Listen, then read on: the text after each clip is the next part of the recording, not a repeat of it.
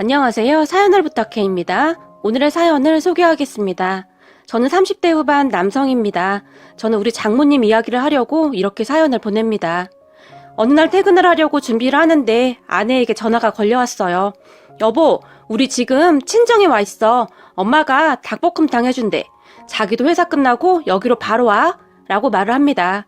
아내는 오늘도 친정에 가 있나 봅니다. 여보, 장모님 힘들게 왜 자꾸 처갓집에 가서 밥을 먹으려고 하는 거야? 제가 아내를 타박해보지만 왜? 아가씨 닭볶음탕 좋아하잖아. 먹으러 가자고 하니까 아가씨가 엄청 좋아하던데? 아내는 어김없이 제 동생 핑계를 댑니다. 그런 아내에게 알았어, 나 지금 출발해. 근데 갈 때 뭐 좀 사가지고 갈까? 글쎄, 잠깐만.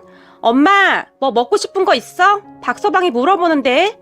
아내가 장모님에게 물어보는지 목소리가 커집니다. 그리고는 곧 자기야, 엄마가 올 때 수박이나 한 통 사오래. 저번에 아가씨가 수박아채를 2그릇이나 먹었다고 하는데 올 때 수박 사와. 그리고 조심해서 와. 아내는 제 대답을 듣지도 않고 전화를 끊어버립니다. 아내와 제가 통화하는 소리를 듣던 동료 직원 한 명이 왜? 또 장모님이 오래? 밥 먹으러? 라고 물었어요. 닭볶음탕 해놨다고 와서 저녁 먹으라네. 제가 대답을 했고 박대리는 진짜 장가 하나는 끝내주게 갔어. 캬, 부럽다 부러워. 우리 장모님은 맨날 내 지갑만 바라보고 있는데 라고 말을 하며 부러운 표정으로 저를 바라봅니다. 맞습니다. 우리 장모님은 정말 좋은 분이세요. 그리고 우리 아내도 그런 장모님을 닮아서 정말 좋은 사람이고요. 그렇게 저는 퇴근하면서 수박 한 통을 사고 옆 꽃가게에서 장미꽃 한 다발도 샀어요. 장모님이 장미꽃을 좋아하시거든요. 한 손에는 수박을, 한 손에는 장미꽃을 들고 처갓집으로 갔는데요. 장모님이 거실에 앉아서 제 동생과 대화를 하고 있었어요. 그런데 장모님은 뭔가가 잘 안 되는지 손을 왔다 갔다 하면서 열심히 공부 중이네요. 그런 장모님을 바라보는데 가슴이 뜨거워지는 것을 느낍니다. 그리고 그런 저를 발견한 장모님이 박서방 왔는가? 라며 말을 하는데요. 장모님이 말을 하면서 장모님도 모르는 사이 손동작으로 말을 합니다. 제 여동생은 세상의 소리를 듣지 못합니다. 심한 열병을 앓은 뒤로 그렇게 되었다고 하는데 저도 자세히는 모르지만 어느 순간부터 여동생은 세상의 소리를 듣지 못하게 되었습니다. 그러다 보니 말을 하는 것도 많이 어색한 편입니다. 그런 여동생을 보며 외국인이냐고 묻는 사람들도 많았었고 말이죠. 하지만 여동생은 소리만 듣지 못할 뿐 발음이 약간 정확하진 않지만 말은 곧잘 하는 편입니다. 그런 여동생으로 인해 저는 늘 안타깝기만 했었는데요. 제 아내와 처갓집 식구들을 만나면서 제 생각이 얼마나 치졸했는지 알게 되었어요. 사실 저는 그런 제 여동생이 조금 창피하기도 했어요. 전 여자친구를 사귀고 얼마 후에 그런 제 여동생의 이야기를 하게 되면 대부분의 전 여자친구들은 굉장히 놀라며 뭔가 찜찜해하는 듯한 행동을 했어요.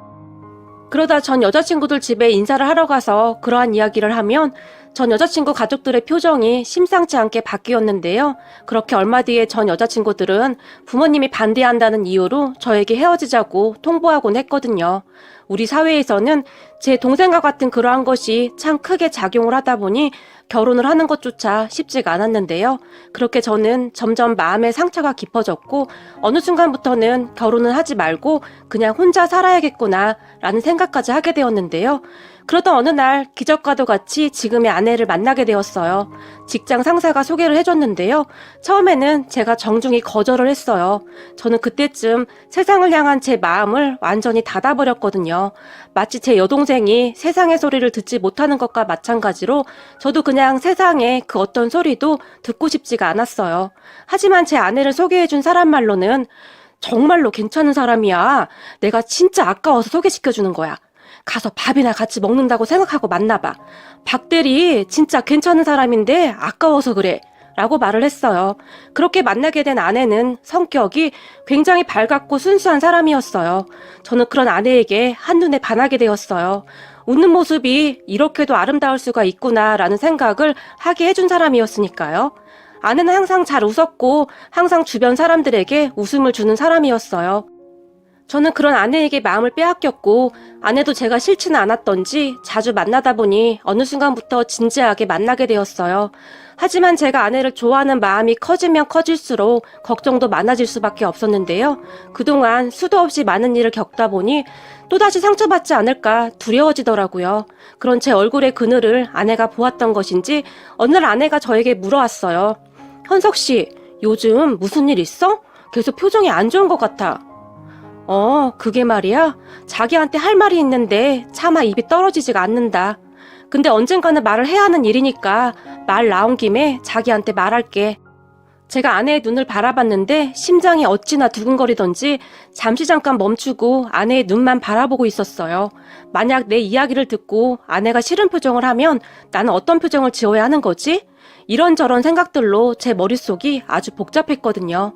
그런 저의 행동에 걱정스러운 듯이 아내가 물었어요. 뭔데? 무슨 일 있는 거야? 집안에 무슨 일이 생긴 거야? 아니야, 그런 거. 지금부터 내 얘기 잘 들어. 근데 내가 처음부터 자기를 속이려고 그런 건 아니고 어쩌다 보니 말을 못했는데 제가 선뜻 말을 꺼내지 못하고 주저리 말을 하고 있었는데요. 그 순간 아내가 자기 동생 얘기하는 거야? 라고 물었어요. 그 말에 제가 깜짝 놀라서 순간 멈칫한 채 아내를 바라봤는데요. 자기 동생 말이야. 그거 말하려고 하는 거 아니야? 나 그거 벌써 알고 있었는데? 아내는 정말 아무렇지도 않게 말을 하더니 커피를 마시고 있었어요. 그런 아내에게 뭐야, 자기 알고 있었어? 어떡해? 우리 소개해주셨던 윤 과장님이 말해줬어. 자기 그동안 그것 때문에 여자친구도 안 사귀고 있었다며? 뭐야, 그럼 자기는 그런 거 다 알고도 그동안 나랑 사귄 거야? 그게 왜? 그게 무슨 문제라도 되는 거야? 여자친구는 오히려 저에게 그게 왜 놀랄 일이냐는 표정으로 되물었어요. 아니, 그게 말이야. 제가 그런 여자친구의 말에 당황을 한 채 떨리는 손으로 커피잔을 잡았는데요. 자기야, 우리 부모님이 자기 보고 싶대. 우리 나이도 있고 한데 우리 부모님 뵈러 우리 집에 한번 와. 엄청 궁금해하셔. 여자친구는 제가 놀라했다는 것을 알고는 있는 것인지 아니면 그저 모른 척을 하는 것인지 다시 아무렇지도 않게 말을 했어요. 그리고 제가 여자친구를 보며 자기 부모님을? 놀라서 물었어요. 자기 엄청 궁금해하셔. 여자친구가 얼굴에 미소를 가득 머금은 채 똘망똘망한 눈빛으로 저를 바라보며 말을 했어요. 글쎄, 너무 갑작스러워서.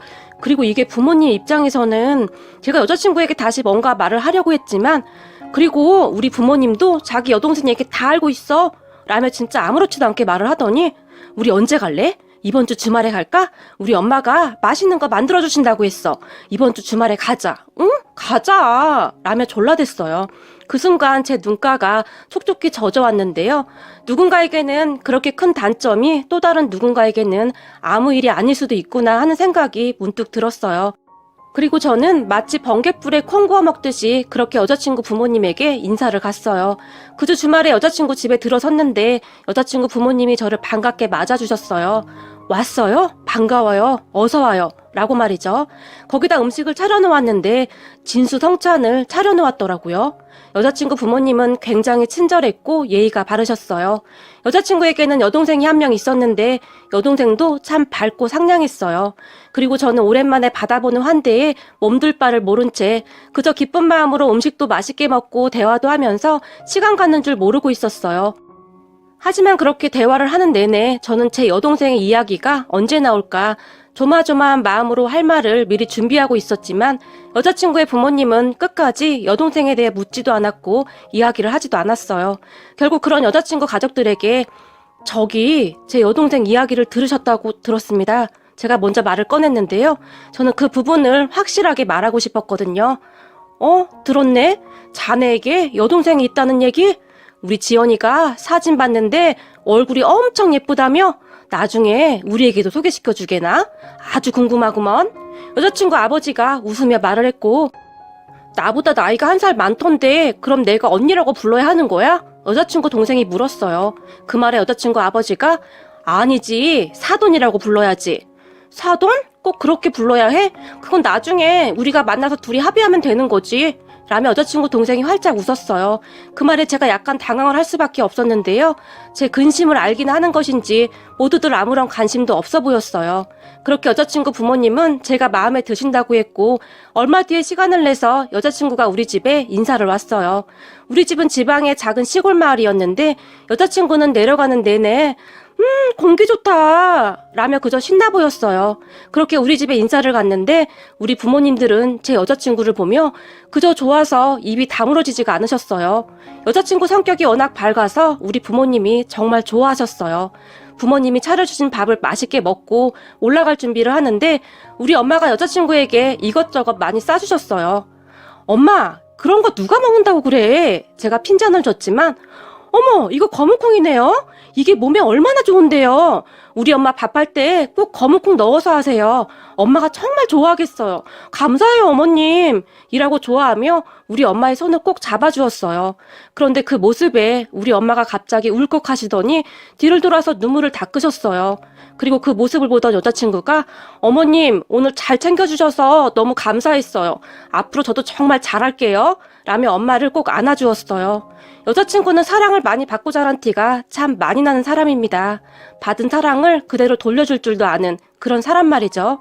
그런 여자친구와 엄마를 보던 아버지와 여동생의 눈에도 눈물이 그렁그렁 하더라고요. 저는 그때 처음으로 알게 되었어요.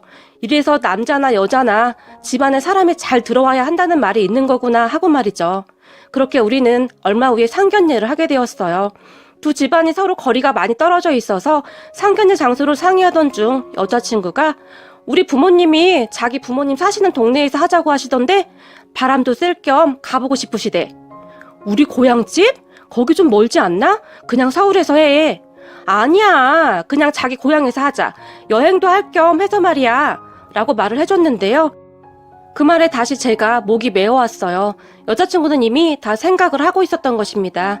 우리 집에 인사를 하러 오던 날 우리 엄마가 여자친구에게 이해해줘요. 우리 딸이 낯을 많이 가려서 어디 멀리 가는 것도 싫어하고 그러네요. 그런데 친해지면 잘 지내니까 너무 걱정하지 마요. 라고 말을 했거든요. 아마도 제 여동생을 생각해서 그런 것이었다고 저는 그렇게 확신할 수 있습니다. 우리는 그렇게 우리 본가 근처에서 상견례를 했어요. 그런데 그 상견례에서 우리 엄마가 그만 대성통곡을 하게 되었는데요. 우리 가족 모두는 여자친구 가족의 행동에 큰 충격을 받고 말았어요. 상견례 장소에 들어가니 여자친구 가족들이 이미 와 있었어요. 자리에 앉아있던 여자친구 가족들은 우리 부모님과 제 여동생이 들어오자마자 급히 일어나서 반갑게 인사를 했어요. 제 여동생의 낯을 많이 가리는 편입니다. 그런데 그런 제 여동생을 보던 장모님이 여동생에게 만나서 반가워요. 얼굴이 참 예쁘네요. 라고 말을 했는데요. 장모님은 말이 아닌 손동작으로 말을 하고 있었어요. 그 순간 룸에 정적이 흘렀는데요. 그런 장모님을 따라 장인어른과 처제까지도 손동작으로 제 여동생에게 인사를 했어요. 미리 연습을 많이 한 것 같더라고요. 그 모습을 보던 제 여동생의 표정은 놀라움과 함께 큰 충격을 받은 듯 했는데요. 여동생도 그런 가족들의 마음을 느꼈던 것인지 안녕하세요, 반갑습니다 라며 떠듬떠듬 인사를 했어요. 그리고 곧 우리 엄마가 눈물을 주체하지 못한 채 흐느꼈어요. 그 모습에 우리 아버지도 눈물을 흘렸고 말이죠. 그렇게 식사를 하는 도중에도 장모님은 제 여동생에게 음식은 입맛에 맞아요? 라고 조금 어설픈 손동작으로 물었어요. 그런 장모님의 말에 네, 맛있어요. 라고 제 여동생이 어색하지만 천천히 말을 했어요. 장인 장모님은 식사를 하는 내내 제 여동생이 소외되지 않도록 계속해서 신경을 써주었어요. 그러다가 식사가 다 끝날 무렵 장모님이 저에게 열심히 배우긴 했는데 아직 손동작을 완전히 익히지 못했어요. 나중에 많이 가르쳐 줄래요? 동생한테 말 좀 해주게. 나이가 있다 보니 자꾸 까먹어. 내가 그것까지 연습했는데 라고 말을 했고 제가 제 여동생에게 그 말을 전달했어요. 그런 저의 말에 우리 엄마가 아닙니다. 오늘 정말 잘하시던데요? 눈물을 가득 머금고 말을 했어요. 그 모습에 장모님이 정말요? 진짜 고맙습니다. 라고 했고 말이죠. 그리고 옆에 있던 처제가 틈을 보더니 앞으로 언니라고 불러도 돼요? 라고 손동작으로 제 여동생에게 물었어요. 그 말에 제 여동생이 네 라고 또박또박 말을 하며 정말 좋아했어요. 상견례가 끝나고 아내의 말에 따르면 자기야, 우리 부모님 몇 날 며칠을 연습했어. 그런데 아빠가 자꾸 틀려서 엄마한테 엄청 혼나기도 했어. 라며 활짝 웃기도 했어요. 지금은 시간이 꽤 지났지만 그때 생각을 하면 아직도 울컥울컥 한답니다. 그렇게 우리는 결혼을 했어요. 결혼 후 제가 우리 아내에게 더욱 감동을 했던 것이 있었는데요. 어느 날 우리 부모님과 제가 있는 자리에서 어머님, 아버님, 아가씨요. 우리랑 같이 올라갈까 하는데 괜찮을까요? 아내가 물었어요. 그 말에 우리 부모님은 갑자기 얼음이 되었는데요. 너희 집으로? 근데 우리 딸은 아직 우리랑 한 번도 떨어져 본 적이 없어서 우리 엄마가 걱정스레 말을 했는데요. 아가씨랑도 이미 얘기 다 끝났어요. 아가씨도 가고 싶대요. 아내가 아무렇지도 않게 말을 했고, 뭐? 너희들을 따라간다고 했다고? 갑자기 엄마의 목소리가 높아졌는데요. 그럴 수밖에 없었던 것이 제 여동생은 부모님을 떠나면 극도로 불안해하곤 했거든요. 하지만 옆에 있던 여동생이 엄마, 나 언니 오빠 따라가서 빵 만드는 거랑 커피 만드는 거 배워보고 싶어 라고 손동작으로 말을 했어요. 그런 여동생의 말을 듣더니 문득 여동생이 커피를 참 좋아했던 것이 생각이 났어요. 여동생의 말에 너 진짜 괜찮겠어? 엄마가 물었고 응, 언니도 있고 난 괜찮아. 언니도 참 좋은 사람 같아. 여동생이 말을 했어요. 제 여동생은 그렇게 우리를 따라서 서울로 올라와서 학원을 다니기 시작했어요. 그러면서 여동생은 성격 또한 굉장히 많이 바뀌었는데요. 학원을 다니면서 친구도 많이 사귀었는데 어느 날은 와이프에게 언니, 내일 친구랑 집에 놀러 와도 돼요? 친구가 언니 오빠 궁금하대요. 라고 말하기도 했어요. 그런 여동생의 말에 아내가 뛸 듯이 기뻐한 건 말할 것도 없고 말이죠. 그리고 여동생 친구들이 오는 날 아내는 진수성찬을 차려냈는데요. 장인 장모님과 처제까지 불러서 아침부터 음식을 했거든요. 여동생의 친구가 온다는 말에 장인 장모님도 뛸 듯이 기뻐한 건 말할 것도 없고 말이죠. 얼마 후 여동생이 친구들을 데리고 의기양양하게 집으로 들어섰는데 우리는 모두 놀랄 수밖에 없었어요. 꽤 많은 친구들이 왔거든요. 그런 친구들을 보더니 제 아내가 즐거운 비명을 질렀어요. 그리고는 여동생의 친구들을 한 명 한 명씩 다 안아주기까지 했어요. 지금껏 살면서 여동생의 친구를 데려온 게 처음인 것 같아요. 아내는 그런 여동생의 모습을 사진 찍어서 우리 엄마에게 보내주기도 했어요. 사진을 보며 엄마가 다시 눈물을 흘렸고 말이죠. 확실한 건 여동생의 성격이 굉장히 많이 바뀌어 있었다는 건데요. 아무래도 우리 장모님과 아내의 영향을 많이 받은 것 같아요. 거기다 처제랑은 나이도 비슷해서 둘이 미술관도 다니고 쇼핑도 다니고 그러더니 작년에는 둘이서 해외여행도 다녀올 정도였어요. 둘이서 완전히 단짝이 되어서 둘이 방에 틀어박혀서 그렇게 장난을 치더라고요. 참 이게 말이죠. 선한 영향력은 엄청나다는 것을 뼈에 사무치도록 느꼈어요. 사람들과 눈도 잘 마주치지 못하던 동생이 이토록 변하다니요. 우리 부모님은 그저 기적이라고 말을 합니다. 그날도 그렇게 처갓집 거실에서 장모님은 제 동생에게 손동작으로 말을 배우고 있었어요. 이제는 제법 잘하시는데도 더 배우고 싶어 하세요. 나이가 들어도 계속 배워야 하는 거야. 내가 요즘 아주 젊어지는 것 같아. 라고 하면서 말이죠. 그날 우리는 닭볶음탕에 수박을 잘라서 정말 맛있게 먹으면서 이야기꽃을 피웠어요. 이런 것이 행복이겠지요. 그런 장모님의 얼굴을 보면서 문득 장모님이 저에게 했던 말이 생각이 나네요. 장모님에게는 오빠 한 분이 계셨는데 일찍 돌아가셨다고 했어요. 그런데 그 오빠분이 몸이 많이 안 좋았다고 했는데요. 그런 오빠분을 바라보는 세상의 시선이 그렇게 싫었다고 했어요. 제 손을 꼭 잡으면서 자네 동생은 조금 다른 것뿐이야. 그러니까 그렇게 움츠리지 말게나. 오빠가 더 든든하게 지켜줘야지. 라고 말을 하기도 했어요. 그런 장모님의 말에 제가 눈물을 흘렸었는데 이런 좋은 분들을 만난 것도 제 복이라는 생각이 드네요. 저는 어떤 복이 있어서 이런 가족을 만나게 된 것일까요? 아내와 장인 장모님 그리고 처제 항상 감사하고 또 감사해요. 그리고 다른 누군가와 다른 사람이 있다면 조금 다르다는 것을 조금씩만 배려해 주시는 그런 마음을 갖는다면 조금 더 따뜻한 세상이 되지 않을까 하는 생각을 해봅니다. 오늘의 사연은 여기까지였습니다. 즐겁게 보셨다면 구독, 좋아요 부탁드립니다. 고맙습니다.